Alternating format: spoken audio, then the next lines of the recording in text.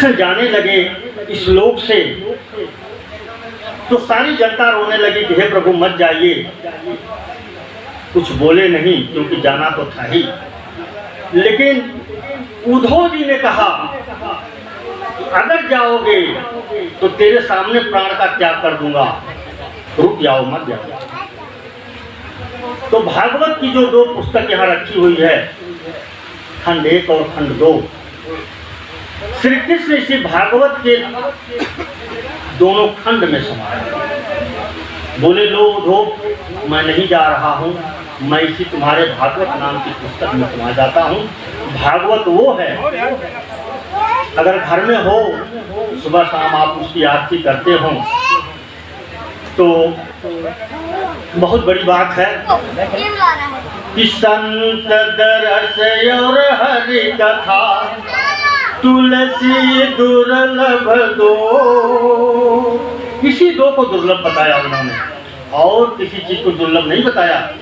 जिसके लिए road cross करना मुश्किल हो रहा है आजकल, आप अगर संभल के रोड में क्रॉस करें तो एक्सीडेंट हो जाएगा।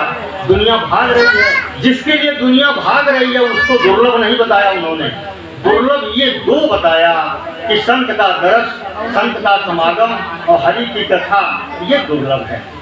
और सबसे सस्ता बताया जिसके पीछे हम भाग रहे हैं, वो क्या है कि संत दरस और हरि कथा तुलसी दुर्लभ दो, और सुतदारा और लक्ष्मी पापियों के घर हो। पुत्र पत्नी और लक्ष्मी, कार बंगला, फ्लैट, फार्म हाउस, फैक्ट्री, ये तो पापी के भी पास मौजूद है, इसलिए इसको दुर्लभ नहीं बताया। ये बहुत बड़ी चीज नहीं है, लेकिन बड़ी चीज ये है जो आपके सामने हो रही है। आप लोग कृष्ण राधा जी को 4 वर्ष पहले भेज दिए थे कि तुम पहुंच करके व्यवस्था देखो, मैं आ रहा हूँ पीछे से। आने के बाद राधा और कृष्ण के प्रेम और व्यवहार के बारे में आप सभी लोग जानते हैं। कृष्ण यशोदा जी से कह रहे हैं, सिफारिश कर रहे हैं कि मैया तुम मेरी राधा से शादी करवा दो। मैया कह रही है नहीं, तुमसे 4 वर्ष बड़ी है, और वृषभान ने उसको इतना प्यार दे दिया है, कुछ काम नहीं करती, केवल लंबी लंबी बातें करती है। कन्हैया कारण तो मैं कौन सा बड़ा धीमे बोलता हूँ, मैं कौन सा मौन व्रत रखता हूँ, तो शादी करवा। विनती करते हैं कृष्ण, कहते हैं मैया राधिका गोरी से बिरज की छोरी से मैया करा दे मेरो ब्याह। राधिका गोरी से बिरज की छोरी से मैया करा दे मेरो ब्याह। मैया करे कि हम गार्जियन हैं, बहुत कुछ सोच समझ के शादी विवाह होता है बाबू, इस तरह से हम तुम्हारे कहने से नहीं करवा देंगे, तुमसे 4 वर्ष बड़ी है। कन्हैया कह रहे हैं वो हमारा मसला है। मैया कह रही नहीं, राधिका मोटी है उम्र तेरी छोटी है, कैसे करा दूं तेरो ब्याह। राधिका मोटी है उम्र तेरी छोटी है, कैसे करा दे तेरा ब्याह। कन्हैया कहते हैं वो हमारा मसला है, आप उसकी चिंता में न रहें, आप शादी करवाओ। मैया कह रही नहीं, धमकी दे रहे हैं कृष्ण। क्या धमकी दे रहे हैं? जो ना ब्याह कराओ तेरी गैया नहीं चराऊं, ओ आज के बाद ओ मैया तेरी देहरी पे ना जाऊं। देहरी उस टाइम का, ये देहरी शब्द जो लिखा है कभी नहीं, देहरी माने दिहाड़ी, उसको नौकरी जो भी कह लीजिए, कि जो तुम रोज नौकरी पे भेजती हो ना, जाओ गाय चराओ, जाओ खेत रखाओ, ये सब एक भी नहीं होगा आज के बाद।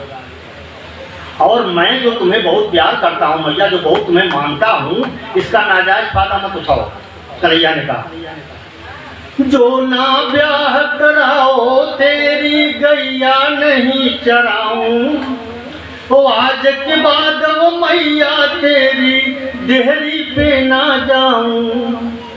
लाभ तो उठाना माई, और लाभ तो उठाना मैया मेरे प्यार का, राधिका गोरी से बिरज की छोरी से मैया करा दे मेरो ब्याह। मैया करे तुम चिल्लाते रहो, मैं सुनने वाली नहीं हूँ, क्योंकि वो क्या सेवा करेगी? उसको तो इतना रिजवान ने सुलझा दिया है जो सेवा नहीं करेगी, और उसके हाथ से बना चाय कभी नहीं मिलेगा। कन्हैया कह रहे हैं मैं सब समझा दूंगा, मैं सब सिखा दूंगा, तू केवल शादी के लिए राजी हो जा। मैया कह रही है तुम दिन भर बैठ करके उसको समझाएगा, सिखाएगा, घर में बैठ के गाय कौन चराएगा? कन्हैया ने कहा गाय अपने से चल के आ जाएंगी, तुम इसकी चिंता मत करो, तुम तैयार हो जाओ। चंदन की चौकी पे मैं तुझको बिठाऊंगा, चंदन की चौकी पे मैं तुझको बिठाऊंगा, अपनी राधिका से तेरे पैर दबाऊंगा। और चाय बनाने की बात करती हो, और भोजन बनवाऊंगा मैं, भोजन बनवाऊंगा मैं 56 प्रकार का, राधिका गोरी से बिरज की छोरी से मैया करा दे मेरो ब्याह। राधिका गोरी से बिरज की छोरी से मैया करा दे मेरो ब्याह। मैया कह रही है कि तेरी बात, तेरी सिफारिश हमारे समझ में नहीं आ रही है, फिलहाल सोचूंगी। और पुचकार रहे हैं और गियर में ले रहे हैं।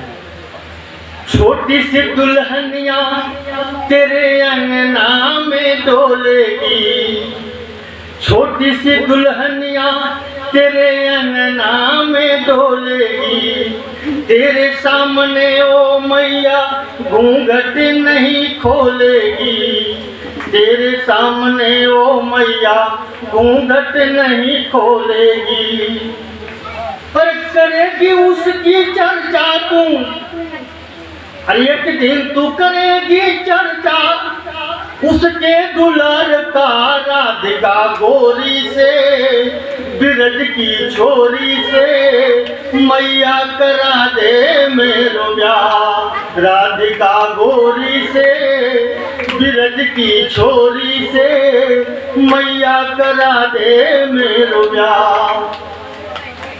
मैया कह रही है सोचूंगी, कन्हैया परेशान है, मैया कह रही है कि भी सोचूंगी। लेकिन कन्हैया की बातों को सुन करके मैया खूब मगन हो रही है कि शादी के लिए कम से कम इतनी सिफारिश तो कर रहा है। फिर मैया मगन होती है, सुनकर बातें कान्हा की मैया बैठी मुस्कुराए, लेकर बलैया मैया ले से लगाए, पर नजर से मुख ना सूख न जाए, नजर से मुख मुरझा ना जाए मेरे कुमार का, राधिका गोरी से बिरज की छोरी से अब मैं कराऊं तेरो ब्याह। राधिका गोरी से बिरज की छोरी से लाला करा दो तेरो ब्याह। मैया तैयार हो गई, मगन हो गए कन्हैया। बोले वारे मैया, तेरी जैसी मैया दुनिया में किसी और की नहीं है। मैया कह रही है बस इतना खुश हो गया तू मेरे कहने पे। शिव पुराण में मैंने पढ़ा एक रात काशी में रुकने का महत्व। फिर मैंने भोलेनाथ से विनती किया कि हे प्रभु, काशी में मुझे थोड़ा सा जगह दे दीजिए, एक रात हम भी जाकर के रुक लिया करें। लेकिन महादेव की ऐसी कृपा हुई कि दो आश्रम, एक मणिकर्णिका पे, एक गंगा जी के उस पार, और यहाँ आने के लिए बड़ी मुश्किल से, जैसे लोग नौकरी पर से छुट्टी लेते हैं वैसे ही घर पे आने के लिए छुट्टी लेना पड़ता है, बड़े मुश्किल से। महात्मा लोग नहीं छोड़ते हैं। कृष्ण की लीला चल रही है और भागवत भी, पूरी भागवत में श्री कृष्ण की ही लीला है। और मन में आया है कि श्री कृष्ण से ही शुरुआत हो। हमारे रमेश बाबू आपके अकबरपुर के ही हैं, मित्र हैं, क्योंकि हम दोनों लोग गुरु भाई हैं। सुनियो बाबा इनके भी गुरु हैं और हमारे भी गुरु हैं। तो इन्होंने कहा कि भाई हम चलते हैं, रिकॉर्डिंग करेंगे। हमने कहा आपकी इच्छा, चलिए। तो श्री कृष्ण लीला पर ही हमने कहा कि पहले इन्हीं की लीला को आप भेज दीजिए जहाँ भेजना हो। तो मैया के तैयार हो गई मैया कि बेटा मैं तुम्हारी शादी। अब कन्हैया खुश होकर के धन्यवाद दे रहे हैं, कह रहे हैं कि मैया ये मैंने तुमसे कहा है, नंद बाबा से नहीं कहा है, क्योंकि नंद बाबा नहीं मानेंगे इस शादी के लिए और ये समाज दुनिया भर की बातें करता है। कृष्ण जसोदा से कह रहे हैं, तू कितनी अच्छी है, तू कितनी भोली है, प्यारी प्यारी है ओ माँ, ओ माँ। तू कितनी अच्छी है, तू कितनी भोली है, प्यारी प्यारी है ओ माँ, ओ माँ। ये मैया, इस समाज में कई लोगों से मैंने धीरे से पूछा था, सबने इनकार कर दिया। मेरे लिए ये नगर कांटों के वन जैसा है। ये जो दुनिया है ये वन है कांटों का, और तूने शादी की जो इजाजत दे दी है इसलिए। ये जो दुनिया है ये वन है कांटों का, तू फुलवारी है ओ माँ, ओ माँ। तू कितनी अच्छी है, तू कितनी भोली है, प्यारी प्यारी है ओ माँ, ओ माँ। कन्हैया कहते हैं, कन्हैया के इस प्रेम को देखकर मैया रोने लगी। जब मैया रोने लगी तो कन्हैया ने कहा कि माँ तुम पहले भी बहुत रो चुकी है, हमारे और बलराम भैया के लिए तुम पहले भी बहुत रो चुकी है। हम दोनों भाई जब कहीं खेलने जाते थे तो तू खोजते हुए दौड़ के जाती थी खोजने के लिए और रोते हुए जाती थी, क्योंकि जब अंधेरा हो जाता था हम नहीं मिलते थे तो तू रोने लगती थी। और हम लोगों को रात को सुलाने के लिए पूरी रात जाग करके तू लोरी सुनाया करती थी कि हम लोग सो जाएं। तो बहुत रोई हो, अब मत रो। दुखने लागी है माँ तेरी अखियाँ, और मेरे लिए जागी है तू सारी सारी रतियाँ। मेरी निदिया पे अपनी निदिया भी तूने वारी है ओ माँ, ओ माँ। तू कितनी अच्छी है, तू कितनी भोली है, प्यारी प्यारी है ओ माँ, ओ माँ। और कृष्ण कहते हैं मैया माताओं का न अपना सुख होता है न अपना दुख होता है, माताएं तो अपने बच्चों के सुख में सुखी जाती हैं और बच्चों के दुख से दुखी होती हैं। इसलिए माँ का स्थान अपने आप में बेजोड़ होता है। कहते हैं कन्हैया, अपना नहीं है तेरा सुख दुख कोई, अरे मैं मुस्काया तू मुस्काई, मैं रोया तू रोई, मेरे हंसने पे मेरे रोने पे तू बलिहारी है। ओ माँ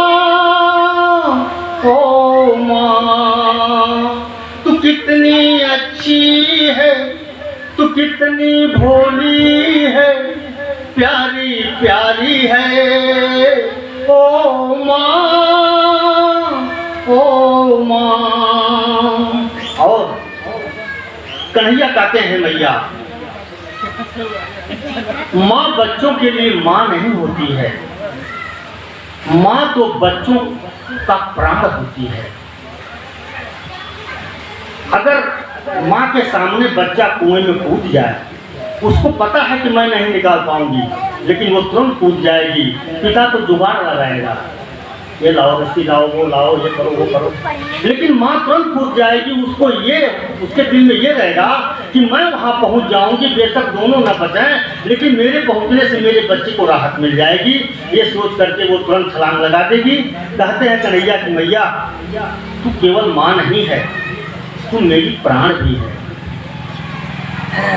माँ बच्चों की जान होती है, अरे वो होते हैं किस्मत वाले जिनके माँ होती है।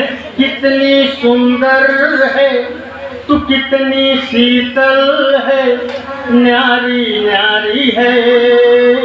ओ माँ तू कितनी सुंदर है, तू कितनी शीतल है, न्यारी न्यारी है। ओ माँ, ओ माँ, ओ माँ, ओ माँ। श्री कृष्ण जी की खुद की लीलाओं को बंद करते हैं।